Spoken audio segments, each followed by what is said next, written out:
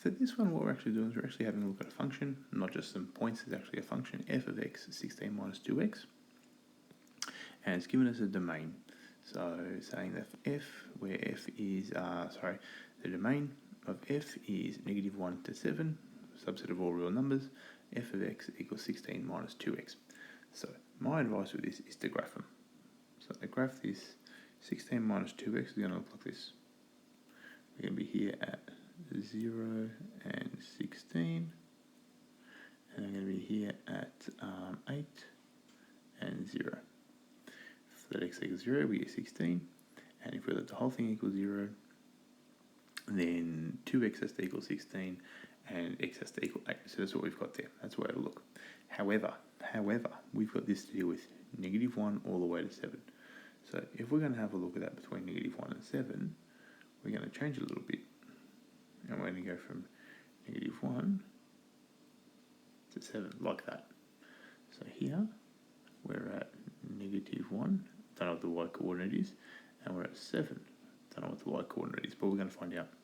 So we're going to say that f -1, we end up with 16 minus 2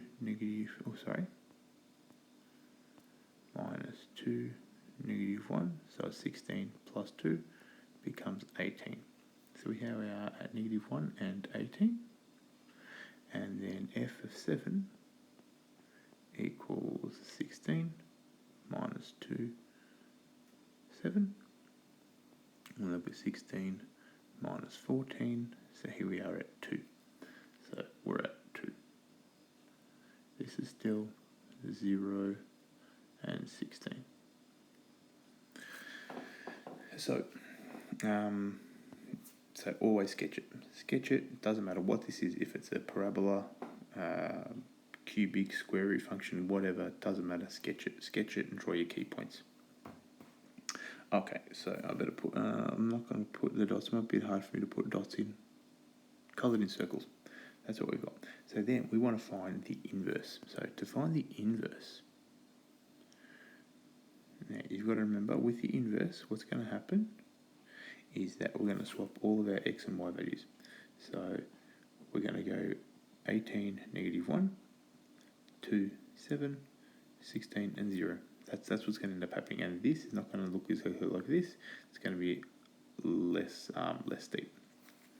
But let's actually see what the equation is. So to find the equation, so to find f -1 of x, we'll say y equals 16 minus 2x, and then we're going to swap over x and y, or we say let y equal x. So in that case, what we'll end up with is x equals 16 minus 2y.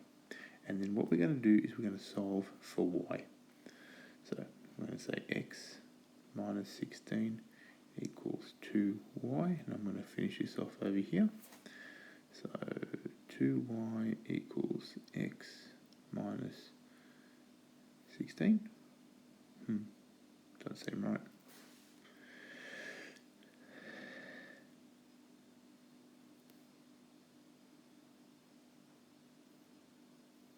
-2y. My mistake. -2y. Alright, -2y. And then I'm going to divide both sides by -2. So we'll end up with -x over 2 plus 8.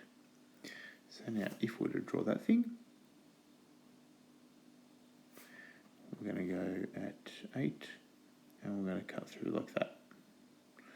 And we're going to be here at 0 and 8, and then we're going to be here at 16 and 0,